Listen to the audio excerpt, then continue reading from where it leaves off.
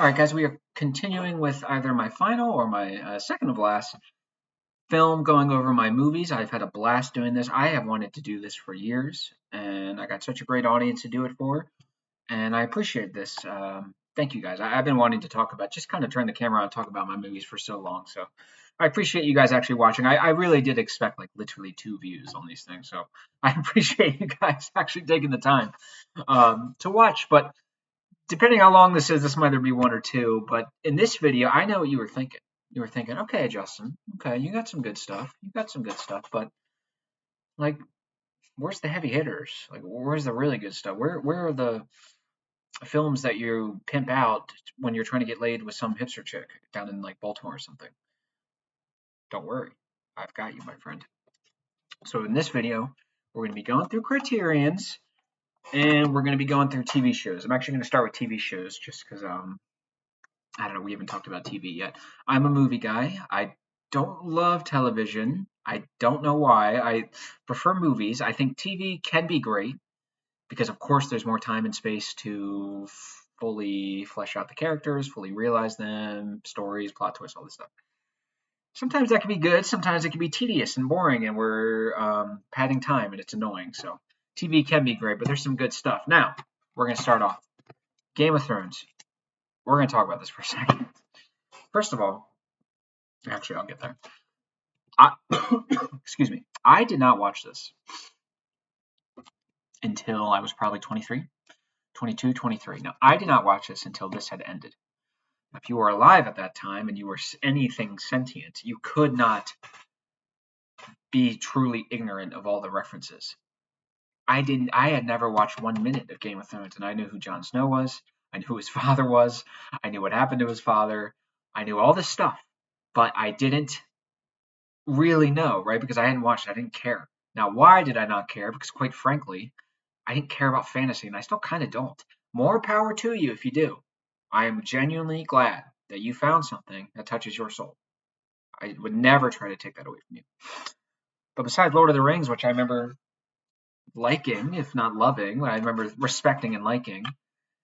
I guess if you want to include Harry Potter, I like those, but there really wasn't that much. I mean, I never read the books of any of them, so there was nothing that I watched in fantasy that made me like, whoa, what is this?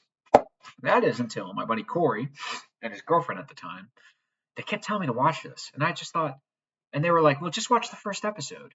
And I thought, that's fair. I mean, I've done this on other shows and it's been fruitful. Why not do it here? That makes sense. And I did. And I realized, oh, fantasy can be well written. Fantasy can have pathos and all this good stuff. And it can be Shakespearean.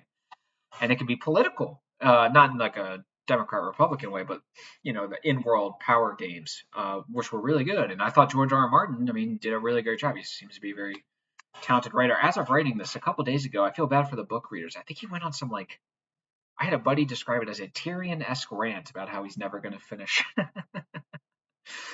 Winds of Winter. But anyways, so seasons 1 through 4 were so good and so surprising that if they would have maintained or just stopped right there or maintained from seasons 5 through 8, this would have been my favorite show of all time. And that's saying something because I was kind of dreading going into it. Seasons 1 through 4 of the show are really, really good. And if you're kind of like me and you think fantasy is kind of lame or you did, give this a shot. This is very good. At least seasons 1 through 4. Now that brings us to seasons 5 through 8. I remember I've thought about just tossing this out entirely. The only reason I bought this entire thing, by the way, because it was at a place in Baltimore and it was like $40, like 8 seasons for it was an insane deal. I just could not pass up on it. And I was like, okay, I love 1 through 4. So there's 3 camps. There's people who believe that season 8 is the worst thing of all time. There are people who believe that season 7 and 8 are the worst things of all time. And there are people who believe that, like me, for the most part, seasons 5 through 8 are essentially the worst thing of all time. Now, season 6 has some good stuff, I won't lie. Season 5 sucked. Season 6 sucked, but also had some good moments. And then everything else was just absolutely terrible. I'm not going to get into too much about how terrible this ending was and how just unbelievably. By the way, man, I am so thankful that I did not invest years of my time and expectations and emotions Because if I would have had to wait years for that ending, oh, you wouldn't be watching this video, I'd say that. Man, neither would George R. R. Martin. Whew, terrible. I'm just going to talk about one thing, one character. Like I mentioned earlier, Jon Snow I had heard of, Tywin I had heard of, Tyrion I had heard of, Daenerys, of course, I had heard of, all these people. For whatever reason, I had never heard the name Jaime Lannister before. I was completely ignorant to his story, and I thought it was beautiful and brilliant and poignant and tragic and all the great stuff. Everything. Jaime is my boy. Jaime was my boy. I love Jaime. So you can imagine my frustration when he turned to Tyrion and he said, I never gave a damn about the people of King's Landing, innocent or otherwise. He made it clear to say that. I always say it like this. It's like Luke Skywalker looking dead into the camera at the end of either 5 or 6 and saying, with complete seriousness, I didn't really care about my dad anyways, and just tossed his lightsaber back like he did in episode 8. Honestly, it's kind of like Luke in episode 8. It's just this complete, like, just reversal. And it's so obvious that the writers and I are going to move on soon, that they're not talented because they took the appearance of George R. R. Martin and they conflated it with the essence. So they just thought, oh, if I just have him A on Monday through Saturday and I just magically flip him to Z on Sunday, I'll break expectations, man. That's not how it works. You got to build. Arguably my favorite show. No, actually, now we're gonna get there. Maybe my second favorite show of all time, The Wire. Not only is this filmed in Baltimore, which is awesome, which is a very kind and gentle place. The last time I went down there, I only was robbed for $30.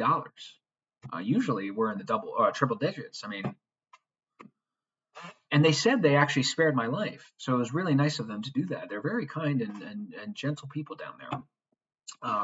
Also, by the way, to all my buddies who I would go down there to drink with my buddies and just kind of spend the night, they'd be like, "Oh, it's really not that dangerous here." And in fairness, they are kind of correct. Some of you guys overstate. Some of you guys talk.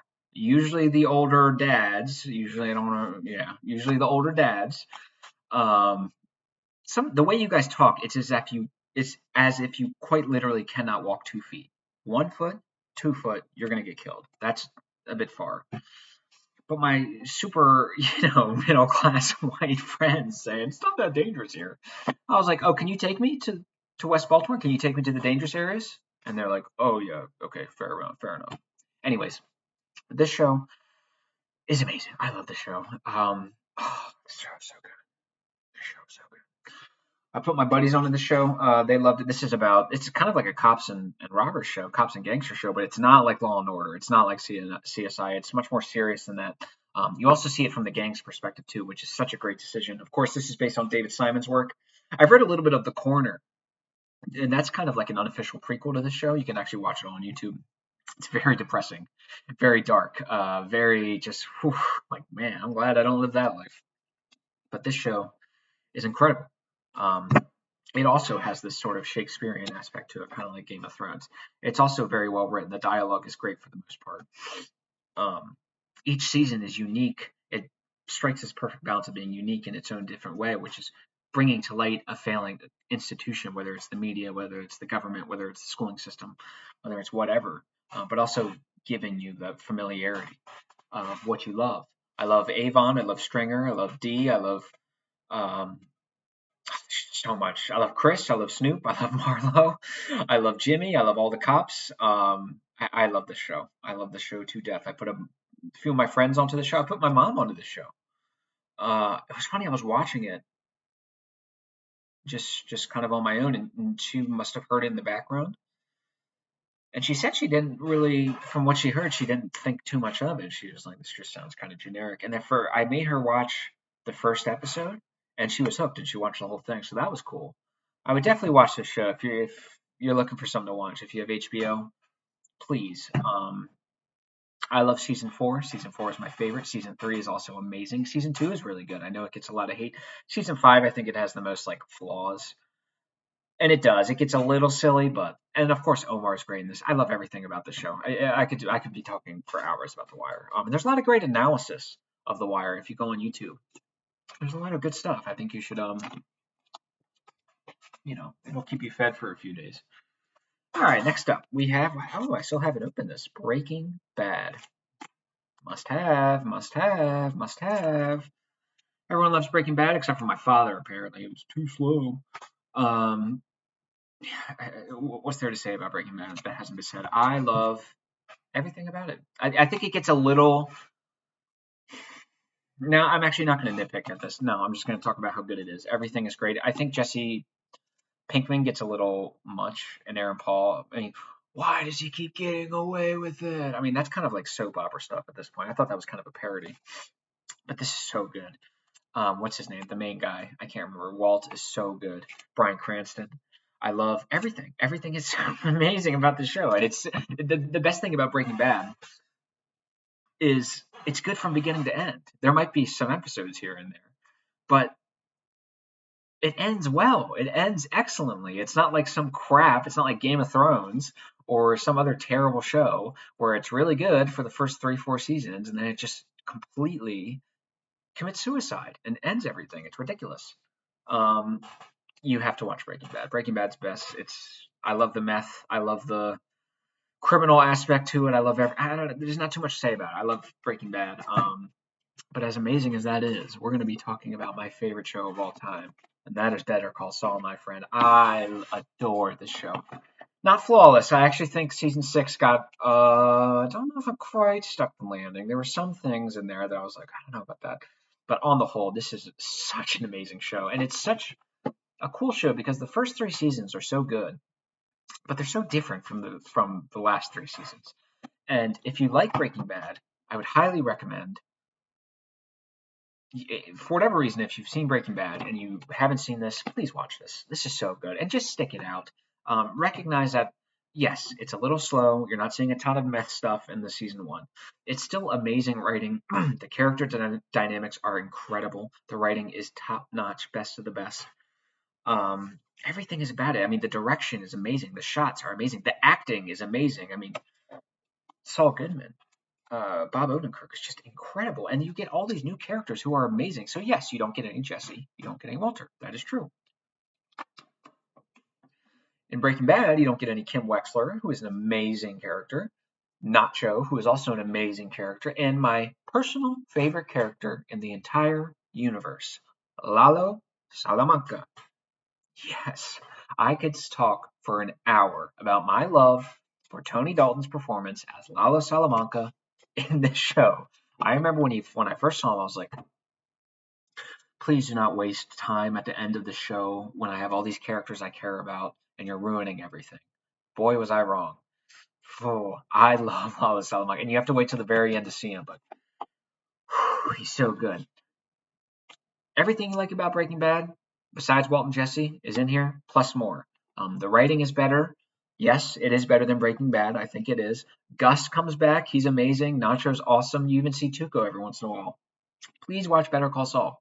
It is a brilliant, genius show. It is the best show of the 2010s, best show of the 2000s, most likely, and it is my favorite show of all time. Now, all right, now we are getting into Criterion. I can already tell there's no way I'm going to be able to do all this in one video. Let's start. Badlands. Here's the problem with this movie. This is a good movie. Now, this is directed by Terrence Malick. Problem with this movie is kind of obvious. It's the age gap relationship. I think she's like a teenager. Kind of makes me, honestly, it kind of makes me regret buying this a little bit because I didn't buy Manhattan on that same premise. And I don't understand why I kind of drew this exception for, I think I just wanted more Criterion, but we'll see. As a film, but once you get past that, if you can, which I'm not even sure I probably should, um, it's very well directed. I think it's infinitely better than The Thin Red Line. I think The Thin Red Line was one of the most disappointing movies. I was so ready to like this movie. Because we'll get to another Terrence Malick film that I watched that I really loved. And then I watched this and I was like, okay, I don't love this, but this was, well made. It was well directed. So I had no reason to believe that Thin Red Line wasn't going to be well directed as well. And it was so praised. I was like, okay, this is like my kind of movie, kind of offbeat, but not too offbeat. But no, Thin Red Line was unbelievably terrible. It was pretentious. It was pseudo-intellectual.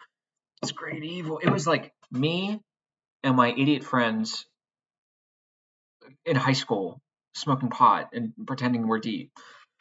It's great evil. Where does it come from, man? It's like, what? This is what you wrote? Okay. But yeah, that's like a refugee, or not refugee, crime spree, and then he picks up the girl and they go on the run. It's kind of classic. You've seen it before. This next one's nice. Barry Lyndon. This is a good movie, not a great movie. I think some people overrate this movie a little bit. It is a very simple story, and I guess we'll return to that in a sec. But this is a beautiful film, in a very aesthetic way, in a very visual way. It is truly one of the most beautiful films I have ever seen. I'm a dude. I'm a straight guy. I'm as I like the masculine stuff as much as the next guy. But even I was sitting there like, man, the costume design and the and the scenery in this is so good.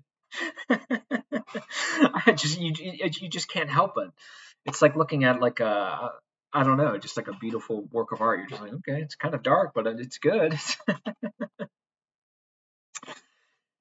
Very kind of simple rise and fall of a young man who starts off with virtues and ends up with vices, and it's set in what is it, the 18th century, I believe. And all the duels in this are great. I love it's good. It's a good movie, and I think the direction of it and the shots, the beautiful shots, I think it elevated to a great movie. Definitely not my favorite Kubrick film. That would probably be either 2001 or The Shining, but definitely a good film. It's long, but I like all the duels. It's just so well directed. It really is. I get why people like it so much and they gush over it. It is a beautiful film. Now it's funny. So, like I said, I'm a dude, so this kind of setting isn't if it's good, it's good. Don't get me wrong. I'm not ashamed to admit I like, if there's some feminine stuff out there. But I'm just not naturally drawn to it, right? But my mom is, right? So she has more of that stereotypical female drive towards romance and period piece romance. So I put her onto this movie, and I knew she would have liked this movie because of the scenery and the romance, and I was correct. All right, so we're going to talk about these unbelievably, I'm going to say bad, for lack of a better term, films that I need to get rid of soon. I don't even like them being in my shelf. They need to go. The Before trilogy. It's not that these are poorly shot or poorly directed or even poorly written. The problem with these films is they leave an incredibly bad taste in my mouth. I cannot stand these characters. They are narcissistic. They are selfish. I'm pretty sure they're cheaters. I think they did said that, but I was too uninvested to even bother whether to go check it back. So the first two are really good. I shouldn't say that. The first one's pretty good, and the second one's good, but both of them had like little nitpicks, and they would always have throwaway lines like, "Oh, I get it, Linklater. Americans are dumb and Europeans are culture because Americans are dumb and Europeans are culture." That's right. Oh, how could I forget? Um, I cannot stand the character of Celine. She is a midwit, pseudo-intellectual, champagne-sipping liberal who says nothing of value ever. All she says is empty platitudes that my 12-year-old nephew could say, or some Stevie Wonder could say. She says nothing of value. Nothing of value. She is arrogant. She constantly talks over Ethan Hawke's character, who, by the way, is a weak coward. Anytime he disagrees with Celine and her, I mean, clearly the reincarnation of Goethe, giving me empty platitudes like the world is dying and climate change is real. Yeah, thank you. Um, it's not that I don't believe in climate change, but she just gives me just nothing. She says nothing of value ever in this entire trilogy. Anytime she tries to be intellectual, I just cringe. I laugh. I cringe and I laugh. It's terrible. Meanwhile, Ethan Hawke's character, he's also a moron. Anytime he disagrees with Celine, he just immediately gives in. She could be saying and is saying the dumbest thing out there.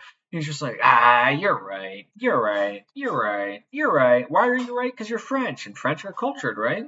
Yeah. Yeah. Foucault came from there, right? He's smart. No. Terrible. Here's another thing. I knew what was happening halfway through the second movie. I knew where this was going. I said, okay, the first one's going to be about love. The second one's going to be about love. The third one's going to be about the loss of love and divorce and breakup and this hyper cynical, modern or postmodern, whatever you want to call it, nihilistic attitude because these champagne sipping liberals do nothing of value. All they do is sit around and Arthur Schopenhauer all day and just muse about how depressed they are and how the world's suffering and all this nonsense. Okay. I knew the second that things were going well, I was like, oh, at the very end, they're just going to get divorced and it's going to be like, love isn't real. It's just Infatuation is just neurons. It's just emotions. It's just chemical reactions. There's no such thing as love.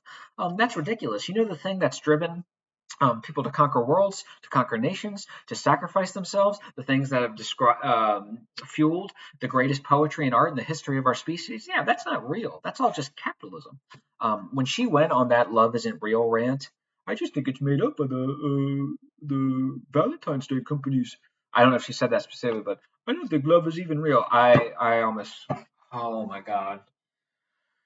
Whew, I do not like these movies. They're very well shot, well directed, and they leave such a bad taste in my mouth. And there's going to be another film in this collection that I'm going to get rid of that left a really bad taste in my mouth.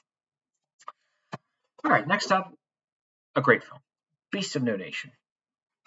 This is kind of a dark, harrowing film about child soldiers in Africa, and it is beautifully shot, beautifully directed, and Idris Elba gives one of my favorite performances ever. He's so good in this. I think this might be his career best. Now, compare this performance with his performance in The Wire, where he's doing a Baltimore accent. He's just a great actor. Idris Elba is just the man. I adore Idris Elba. He is just awesome. And this is about Striker and Adu. Yes, this movie is awesome. It's dark. It's definitely not for the faint of heart. It's not quite as bad as a film coming up, but you know, you're not going to put this on with the family, but it really is a beautiful film. It's darkly beautiful. Again, I don't want to just give you any false pretense or anything like that, but definitely watch this. This is a really great film. It kind of got buried during award season. I'm not sure why. Next up, Charlie Kaufman never goes wrong being John Malkovich. Except for that, I don't want to say he went wrong. What was that newest one? I'm thinking of ending things. It's not that he went wrong. It just, was it amazing? Probably not. But this one is very good. This is about John Cusack, who's kind of this, I think, a loser. I think kind of this weirdo, and he finds a portal that transfers him into. Um, it turns him into John Malkovich, or he becomes John Malkovich. And of course, John Malkovich is kind of playing himself, and it's got all the Charlie Kaufman-esque weirdness. It actually could go for a rewatch. I was trying to think of the plot. I was struggling to um, put everything together, but there's just so much in a Charlie Kaufman film, but that's not a bad thing. Charlie Kaufman is easily one of my favorite directors of all time. I think he's super talented, one of our best filmmakers. I don't understand why people don't mention him when people bring up Tarantino, Nolan, Scorsese. Like, okay, Charlie Kaufman. I mean, every single one is a hit. I even like I'm Thinking of Ending Things. I just didn't love it. This is a great movie. I like Catherine Keener's character in this. She was very cynical, and I like that. She was great in this. This is you got to watch this. Remember, Adaptation is great. Synecdoche, New York is great. And then we got Being John Malkovich, and he wrote Eternal Sunshine of the Spotless Mind. So I kind of consider that a Charlie Kaufman film as well. Next up, The Big Chill. This is easily like the coziest film in my collection. Every time I watch this movie, I want to turn on the fire or throw some logs in, even though I don't have one. I don't have a fireplace. It's a little corny. It's a little cheesy, but it is a good movie, and I would recommend watching it. Jeff Goldblum is funny. I like his line. What does he say about rationalizations? He's like, don't knock rationalizations. They're better than sex. Have you ever gone a week without a rationalization? It's fair. Rationalists owned and dominated by Jeff Goldblum. It's got a good cast. Everyone's acting well. Kind of like how would you describe? It's kind of a hangout movie for sure. There's not like a super strong plot. It's just a hangout movie where old friends reconnect over tragedy and all this stuff, and they find themselves. Some people overstate this. They called it like the Gen X, the film that embodies Gen X. And I even asked my mom about that. She was like, I don't know about that. It is a good movie. What's up next? Blood Simple. It's funny. I actually don't love this movie, but I do like it. It is very simple. Blood Simple. This is not the Coen brothers at their best, but it's not them at their worst either. And it's funny. It does a good job of. I don't like. Speaking of, like I said in the Before trilogy, I don't like when people put cheaters as like the good guys, and I'm supposed to root for them. I don't like because it's like no, I don't want to root for you. You're treating your girl you claim to love like trash. No, that's a wrong thing to do. But this film does a good job because the other man, so to speak. No, excuse me. Yeah, the other man is runs away with the girl, the main love interest. And now, of course, the girl is in a relationship. So you would think, okay, well, this cheater's a bad guy, right? No, he's actually the good guy because the boyfriend that she's in the relationship with is abusive.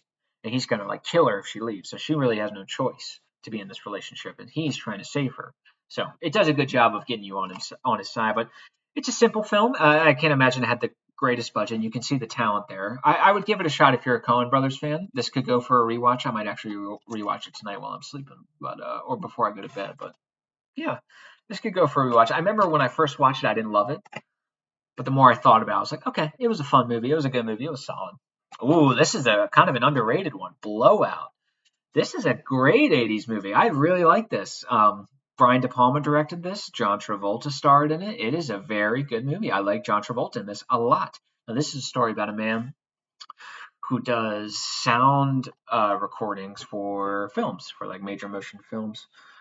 And of course, one night while he's picking up sounds in the woods or whatever, he hears a crime or murder or whatever, and he gets tangled up in this murder plot. Now, this is a really good movie.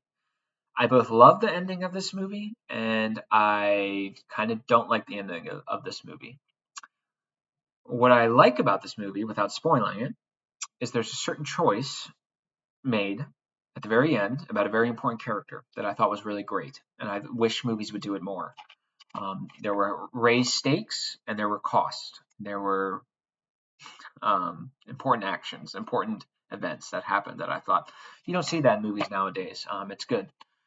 The bad thing about this movie, unfortunately, is that it betrays its tone, kind of like Once Upon a Time in Hollywood. The first two acts of this movie are very kind of subdued and just tight, simple but effective film, and you almost wouldn't be able to tell it was directed in the 80s or 1981. But then in the third act, it does kind of become this 80s blowout. A lot of explosions, and it's not bad by any means. It just kind of portrayed its tone, but it does redeem itself by the choices it makes. But definitely watch this movie. This is an underrated movie. I put my coworker onto this, and he loved it. I'm glad he did. I thought he would. Ooh, Blue Velvet. This is a good movie. I haven't rewatched it. I need to rewatch this. Lynch, of course, passed away. I remember liking it the first time, but I remember not really getting it.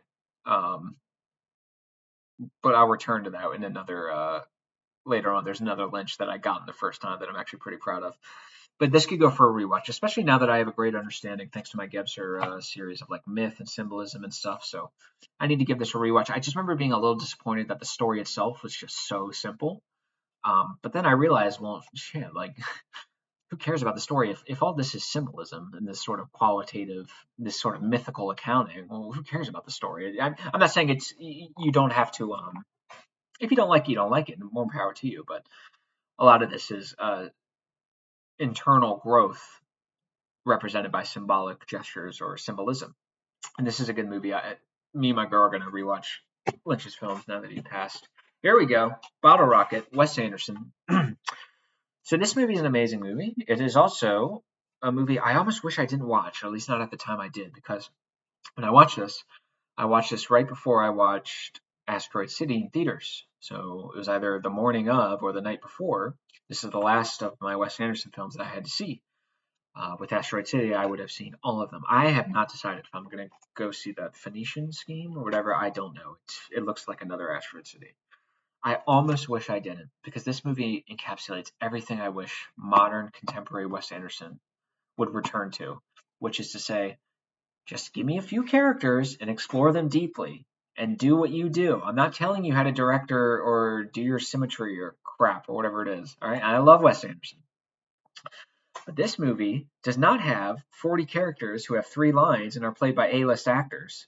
And this movie has 3 characters and you are with them. It is fun. The pacing is great. The music is great. The character arcs are great. The dynamics are great. The dialogue is great. Owen Wilson is awesome in this. He is hilarious. I love Owen. This is one of my favorite Owen Wilson performances ever. I love it. Please go back to this, Wes. Please. I am begging you. Give me another Rushmore. Boyhood. This could go for a rewatch. I have not watched this since like 2014. Whew. So the cool thing about this movie is it takes place Or let's say the kid's 7, and then 17, and then 27. Now, normally, if you did that in the movie, you would have a 7-year-old actor named Johnny, you would have a 17-year-old actor named Tom, and you'd have a 27-year-old actor named Steve. But in this movie, you had the same actor in each one. So David Linklater, or Richard Linklater, excuse me, filmed each act 10 years apart. And this movie took like 30 years to make, or like 20 years to make. It was insane. And that is really cool. Ethan Hawke's in it, Patricia Arquette is in it, and can't remember who the boy is. But it's really cool to see them age, and it really does feel like you're growing up with them, and it's an interesting. But I remember enjoying this. I remember thinking it's a little long. I remember thinking there's a little cynical. Richard Linklater again with the Before trilogy. He kind of has this cynicism to him, but I remember liking it. It could go for a rewatch. I liked Ethan Hawke in it. He was good. Ooh, Brazil. This is a good movie. Ooh, this is a fun movie. This is like an imaginative movie. It's 1984 if 1984 was like a satirical comedy and was funny. So it really does bite that plot. I'm not a genius for pointing that out, but it does have a fun, funny, fresh sense of humor take on it. But while also retaining that nihilistic pessimism that Orwell captured in the original work. This is a fun movie. This is starring the guy Elizabeth Swann's father in Pirates of the Caribbean. I can't remember. He was in Game of Thrones too, but Robert De Niro's in this. It's he kind of plays Winston, right? Fun movie, definitely a fun movie. It's well directed. I don't want to say too much about it because I'm assuming you've read 1984 in high school and you kind of know what it's about, but it really is just finding the soul, finding the internal soul in a world of external repression to an extreme degree, and that's what this is about. And it was good, and I love why it's titled this. I love the ending of it. I love how it's connected, and this is a great movie. My girl and I have to watch it because she hasn't seen it. Broadcast news. This is a fun movie. It's not amazing. It's a solid 7, but nothing incredible. I don't love stories, so it was okay. But if it's good, it's good. Now, there's one funny scene in this movie. There's two funny scenes. There's one where Albert Brooks he's doing his news teleprompting or whatever, and he says, "Yeah, 20 people were murdered, and 13 of them had blood drained from their skulls." Great. And I just wanted to say that my personal opinion of this is, and some guy in the background just goes, "Shut up! No one cares what your opinion is." And I just remember thinking, "What a time! That's never happened in my entire life." That's a time that's gone. It'll never come back. It's a solid movie. It's definitely worth watching once, but I can't imagine coming back to it too much. William Hurt's good, R.I.P. And I like seeing Holly Hunter and some good stuff. Ooh, now this one, whew, this is not for the faint of heart, my friend. This is the most depressing. I think this is the most depressing, perhaps the most affecting and resonating film I think I've ever seen. At least in terms of in a dark way, just like a real punch to the. It's like it's come and see. This movie is dark. This movie is. Whew, and the darkest thing about it is it's based on a true story. And it is filmed with the realism as if it were happening, if it was a documentary. This is a story about the Nazi invasion, of course, in World War II of Belarus, and the atrocities committed on the people there. And it's based on the director's um, childhood. It's powerful. It is. I won't. It's not perfect. It's not flawless. I think it's a little pretentious at times. I think it gets to a point where it's like, okay, can we cut away from this girl's face just being weird? Like, what the hell are we doing? But when it hits, and you got to stick it out because the last act of this movie is in. Oh my god, there are some scenes in this movie that have just permanently imprinted themselves into my subconscious in a dark way. But that's also a good thing. You need to understand these. You have to have a balanced respect for the incredibly dark and evil aspects of the world and the human condition. You cannot just go through life in this naive, blissful. That is privilege. That's true privilege. Walking around this world thinking everyone's just a good person and everything's nice, and if you just change your tone of voice and use the right words. No, no, no, no, no. You need to watch this, my friend, because this will attune you back to reality. Now, no one's saying become a nihilist Schopenhauer or whatever. No, but have a healthy, balanced respect for the dark side. and that's what this movie does. Um, this movie kind of, I don't want to bring up when, but it brings up the would you kill baby Hitler question. I didn't interpret that way. I didn't interpret it that way. I interpret it as um, I can't remember. By the way, the names in this are great. Galasha. What is the one? Fleora, and Galasha. I tried to get my girlfriend to name my soon-to-be daughter that, but it didn't work. Um, Shit, what was I saying? Oh, so I didn't interpret it as would you kill baby Hitler? I interpreted it as he would kill Hitler at every stage of his life until he got to the baby. Because once he got to the baby, he recognized that there was a potential there. And that potential was absent when he was living because he was actualizing the potential. And that potential would be actualized as, of course, the atrocities that he committed. But I didn't. I understand why everyone else did, though. But I didn't interpret it that way. Darjeeling Limited. This is a fun movie. This movie's kind of overhated. I don't understand. Everyone's kind of in unanimous agreement that this is Wes Anderson's worst. I disagree. I think one, Asteroid City is his worst. Two, I think Life Aquatic with Steven Shizu, but we'll get there. This is a good movie. I enjoyed this movie a lot. I like how it was set in India. I like the relationship with Angelica Huston, I believe, or was it Houston? She was good. I just like the way they went with that. I like the misdirection. I was expecting it one way. This has a great soundtrack. This got me onto the Kinks. I was like, oh, the Kinks. I always knew like Waterloo Sunset and You Really Got Me Now. I always knew that, but I didn't really know. I was like, oh, this is awesome. I think This Time Tomorrow was in this movie. There's some great, great songs in here. And yeah, this is a fun, sweet film about a relationship, familial relationship, the brotherly love, and finding love within your family in spite of your family. It's beautiful. I think though it's not perfect. I understand why people say it's his worst. I definitely disagree. There is like a jarring tone shift that's a little like, whoa, that's a kind of came out of nowhere, but sorry, I liked it. It's my girlfriend's favorite of his. There's another Terrence Malick film, Days of Heaven. This might be my favorite of his.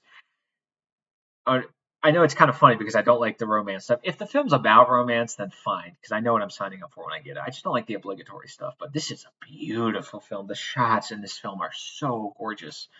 Oh, I could just sometimes I go on IMDb and I just scroll through the pictures and I'm like, God, this is beautiful. Really showing the power of film with this one. I just love the aesthetics. I love the cinematography of this. There's no way.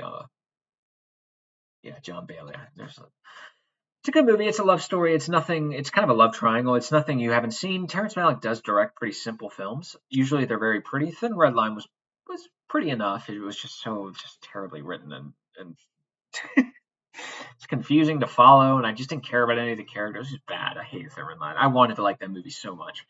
But this is a good movie. I would definitely recommend watching this movie. This is Sam Shepard. Is that his name? I liked him too. Richard Gere is really good in this. Yeah, a good movie, especially for what it is.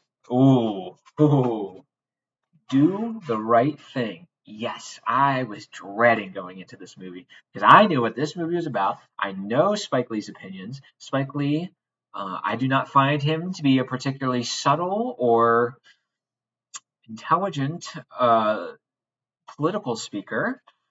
Nonetheless, this movie, this must have been a different Spike Lee who directed this movie because this movie is incredible. I was like, it, it, it's it's not subtle in the sense of things happen and it's very in your face, but it's very subtle in the sense that it doesn't really tell you what to think.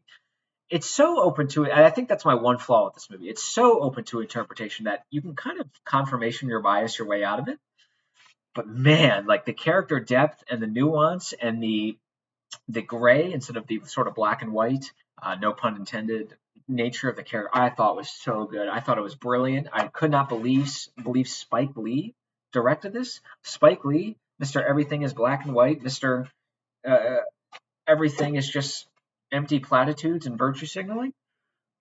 This is a great movie. This really is a great movie. This is about what is this about? This is about police brutality. It's about rioting, it's about race relations, it's about New York. It's just about a little bit of everything, and it's handled with a tact and finesse that I sincerely admire, and I wish Spike Lee would go back to that.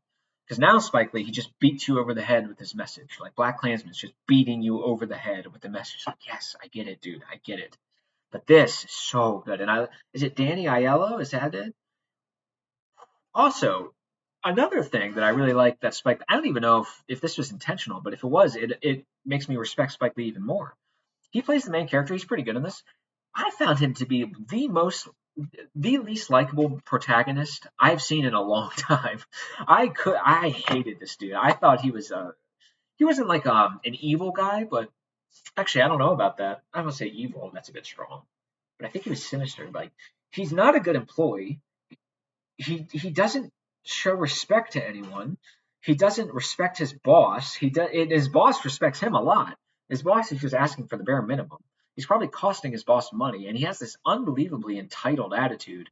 It's like, dude, you are a nobody. I have no idea where you're getting this confidence from.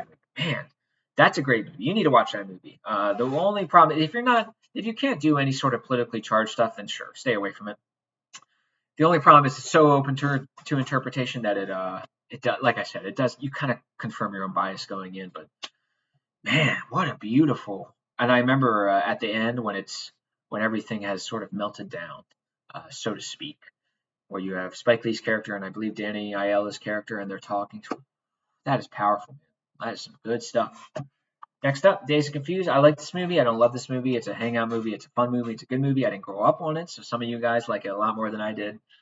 A good movie. It's funny. I don't feel a super strong desire to rewatch it. I do like Matthew McConaughey in it, though. Good hangout movie. Here we go. Election. Alexander Payne. I was thinking about this the other day when I went through Nebraska, when I talked about Nebraska in one of these videos. I was thinking, is that my favorite Alexander Payne? Because you got Sideways, you got Nebraska, you got The Descendants, which I do like and I like a lot, but it's probably not my favorite. The Holdovers, which I like, it's probably my least favorite. And then you have this. This is so good. Election is so good. Now it's a silly plot and it's a comedy and it's not that serious, but it's just about a high school teacher and Matthew Broderick, and he's kind of down on his luck and he's kind of cheating on his wife. And again, which for me it makes me kind of not like you. And then it's about Reese Witherspoon, who plays a high school Hillary Clinton, not actually, but a high school. She's essentially like a mini Hillary Clinton, and she's just a tyrant. And she takes this school election, and she wants to be class president way, way too seriously. And Matthew Broderick, he's kind of running the school election, so there's conflict. It's so good. This is such a great movie. Please don't put this off because you think it's dumb or stupid or silly. It is not. It's a great movie. It's a great movie. I gotta get my girl to watch this soon. This is so good. Reese Witherspoon, my favorite performance of her. I love Matthew Broderick in this. He's really good in this too. And please watch this. Alexander Payne is the man. All right. Now we got another banger. This is probably my favorite David Lynch film.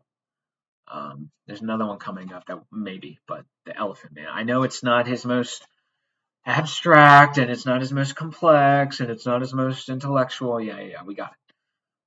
It's simple and it's effective. This movie is beautiful. It is beautiful in every single way. The direction, the acting, cinematography, and the poignancy, the profundity. This movie touches the soul. This movie makes you question your relationship with man, with people you may have treated poorly in your life. And it makes you see people almost as this inner child, which hopefully should evoke compassion, sympathy, rather than this cruel sadism. And Anthony Hopkins' character arc in this is brilliant. He's so good in this. John Hurt is excellent in this. Anthony Hopkins is so good in this. I love this movie. This is just a beautiful film. It's beautiful in every way. In every interpretation of the word, it is beautiful. I love it. It's heartbreaking. It's heartwarming. It's heart touching. It's just great. I love it. I love this film. I kind of want to rewatch it. What does Anthony Hopkins say?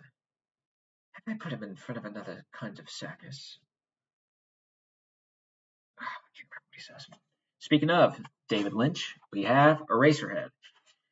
This movie's wild. This movie kind of has similar aesthetics to the Elephant Man, but it is different. It is black and white. It is lower budget. But it's definitely, if Elephant Man is more simple and direct, this is more symbolic and abstract. And I like that about it, but it definitely warrants a rewatch. And this probably wasn't a great film to watch as my girlfriend is pregnant. It's probably not the great film to watch, but it was good. I like the main actor in this, and it's just kind of about the psychological torment of this man who has a baby who is disfigured, and to put it lightly, to put it more honestly, it looks like a goddamn alien, and it looks like ET, and he has to just deal with that. And of course, he's not really dealing with that. He's dealing.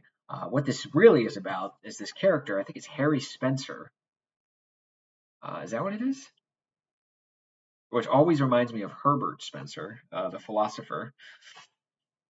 Um, it's about a man coming to terms with the death toll of his soul, the dark, negative aspects of his soul. That is what this is about. And will he survive it? Good, a little abstract, a little weird, but kind of mercifully short too, because when you have these movies, you don't want them too long, because they will overstay their welcome quickly. I don't want to go too much longer, but we'll keep going. Fantastic Mr. Fox, one of the best animated films. This is Wes Anderson at maybe not at his best in terms of it's not my favorite, but I mean it's as good as you're gonna get. I mean this is as far as kids film. I actually can't wait. I should show your kids this. This is a great film. Um, the stop go animation is amazing. All the direction is perfect. The soundtrack is amazing. It's touching. It's emotional. It's a family film. It's heartwarming. It's also has stakes at the same time. All the voice acting is great. This is and it's just beautiful. It's got a unique. It's got that Wes Anderson style. It's got everything you want. It's. I'm not a big fan of animation at all, and I'm not a completionist. And the fact that I have this is a testament to how much I enjoyed this and how good it was. You should watch this. This is a great movie. I love Fantastic Mr. Fox. Fast Times at Ridgemont High. Good movie. I didn't grow up on it. I think, again, this is another example of 80s films that get overhyped because they're 80s films. But good movie. I'm probably not going to rewatch this often. So, solid. This is a solid documentary. And I say solid, not amazing. Give me shelter. I enjoyed this, and I think it's definitely worth owning, but I wanted to enjoy this more. So this is, I love the Rolling Stones. I think the Rolling, after we do my movie videos, we're going to be doing my record collection, and I have a few Rolling Stones albums. Listen to the song "Rocks Off." That's a great song. But this is a rock and roll tour documentary, and it's pretty normal as far as that goes. But the weird thing is, for whatever reason, the Rolling Stones decided to hire as security the Hells Angels during a few of their shows. I have no idea who thought that was a good idea, just to save a couple bucks. That was really stupid. So of course, when you have a bunch of Hells Angels and they have their bikes, you know, at the front of the stage and they're acting as security, well, some drunk idiot is going to say, "Oh, I'm going to mess with your bike, dude," and he kicks over the bike, and then it pops off, and bad things happen. And the weird thing is that the cameras were kind of rolling for this. Now you kind of have to stay till the end. It does pay off at the end, but the problem with this documentary is that no one says anything. The whole time I just wanted to scream, "Somebody say something!" No one in the band actually makes a comment. I remember something bad happens, and then there's like a radio show, and they're listening to the radio show, and they go and they start to blame the band for what happened, and you see Mick Jagger just go, like he's indignant, like he can't believe he would say that. But he doesn't say anything. He doesn't actually be like, "Oh no, that's ridiculous." Boom, boom, boom, boom, boom, boom. That's why. It's just okay. It's painfully lacking from this film. Just somebody say something, please, for the love of God, say something. All right, The Graduate. Actually, what do I have left? Okay, well, last time. The Graduate. Without getting too into the weird implications, if I could be the character of a single movie for my life, obviously, hypothetically, I love my life now, my girlfriend, but it would be Dustin Hoffman's character in this, okay? He is living his best life. He's hooking up with his hot mom, then he starts hooking up with his daughter, then starts doing both at the same time, then he just kind of wins until he doesn't at the very end. That's my opinion, at least. That some people might interpret it differently. I think the ending is an absolute classic. The last shot of this movie is iconic. But this movie's great. This movie's awesome. I was expecting this boring thing, and it's well paced, it's witty, it's funny. It's iconic. I think you're trying to seduce me, Mrs. Robinson. Dustin Hoffman is really good. I love his sort of Sigma transformation where he's just kind of smoking the cigarette on the pool, talking to the girls. Honey, honey, please, please, stop nagging. It's good. And it gets kind of dark too. Who directed this? Mike Nichols. He did something else too that I really liked. I can't remember what it was. But this is a good movie. If you have reservations about this, don't. This is a great movie. Please watch it. And the ending is really great. The ending really does kind of make you think, like, how do we interpret this? I mean, it's not so ambiguous where you can't tell what's going on, but there's something there. All right. Second of last, Grand Budapest Hotel. Another one of Wes Anderson's great films. Love the costumes, love the symmetry, love the design, love the hotel, love Ray Fiennes in this. Ray Fiennes is excellent in this. Adrian Brody was funny in this. I always remember his outbursts in this movie. I always thought it was funny. Now, this is a movie where Wes Anderson is doing his large cast with A-list actors, and it still works. It's not so large to the point where you don't care about any of these people. There's a ton of great big actors in this, but a lot of them are just playing bit part roles, and they're meant to be bit part roles. They're not the main characters who also are playing bit part roles. No, they can flesh things out in this movie. It's not Asteroid City, but this is an amazing movie. I actually watched this for the first time on a plane to Spain, like Joni Mitchell. And I remember thinking, damn, that was a good movie. And then I got back and I watched it. I wanted to watch it not on this little tiny screen. And I was like, yeah, that was a good movie. All right, we're doing the last one. This, I think, is my favorite documentary of all time. Sometimes I can't watch this because it's so emotionally heart-wrenching. It just takes so much out of me sometimes. I just think, oh my God, I cannot watch this. It's Hoop Dreams. This documentary is so good. Oh my God. Just, oh. So it follows two young basketball players. I think they start at middle school or high school, and they've got some talent. And they have exactly that, hoop dreams. They want to play in the NBA, and they're from Chicago, and they're from a very dangerous part of Chicago. And it follows them throughout the years, and it's just so, it just truly touches the soul. This documentary truly touches the soul. When they shoot, when these guys you've been following for so long, and you feel like you get to know them, and you see their flaws and their struggles, and you see them try to overcome, and you see them take the game-winning shot, and let's say it goes in, and you feel exhilarated for them. You feel like, yes, well done, son, yes. And or let's say it misses, and you just feel like completely heartbroken. I remember like, there are times in this where you're just so heartbroken. You're like, oh my God. It's just such a great. It's great because it touches upon basketball. The basketball elements are really great, but the human family elements are so good.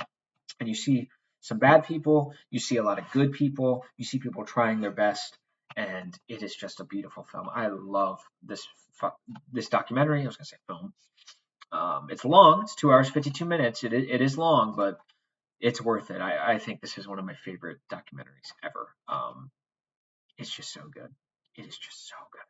Please watch this, even if you're not into sports. It's not about sports, right? It's kind of like Whiplash. It's not about jazz drumming. It's about the human. It's about the struggle. But this is real, so it's like you connect to it more. At least I did. And I kind of just want to gush about this more. That's why I'm padding this out. But what a beautiful film. What a beautiful film. And it's also really cool for me because, of course, I grew up in like a completely distinct environment. I didn't grow up necessarily rich, but I didn't grow up poor either. Far from it. I never had to worry about my next meal or anything like that. But these guys did, and there's so much. That's the thing. Like this is why it's so emotionally taxing because the stakes are so high. It's not like me, when I play soccer for 14 years, and then one day your career sort of ends, and then you just kind of go about your life. It's like, no, these guys need to get to school. These guys need to get to the NBA. They need to get their family out of these terrible conditions, and it just adds so much weight and tension to these things. And I'm so curious how the documentary filmmakers actually, like, how did they get paid while doing this? I don't know, but that'll be the end of this video. The next video will be my final movie video, and then we'll get into a new series going over my records, and I think that'll be fun too because I love music as well. And again, I do these just for fun. I've always wanted to do these, and it's a good way for you guys to get to know me without really getting to know me, if you know what I mean. So hopefully you guys found some pretty cool recommendations here. And please let me know in the comments what you think I would enjoy, what you think I would like. I don't know if you've noticed, by the way, my Criterions, they're pretty mainstream. That's not a bad thing. That's not necessarily a bad thing. But they're not as out there and as weird as you would think. So some of those are bad. Like House was terrible. Sid and Nancy was terrible. Some Criterion movies are just terrible. The fact that they have a Nora coming is a disgrace. Nonetheless, I love you guys. I will see you soon. And hopefully, if you only watch my Blu-ray videos, I believe in you. I believe you are an intelligent person. I believe you can challenge yourself. And I would love to have you in our Seeing Through Gebster series. I try to dumb things down as much as I can, and hopefully there can be some life-changing stuff. We get to the bottom of right now in class. We're getting to the bottom of soul and spirit right now. Okay, so we're getting into some profundity. And for all you rationalists who scoff at that, the feeling is mutual. But I understand your mode of thought better than you. So I love you guys, and I will see you soon. Thank you guys.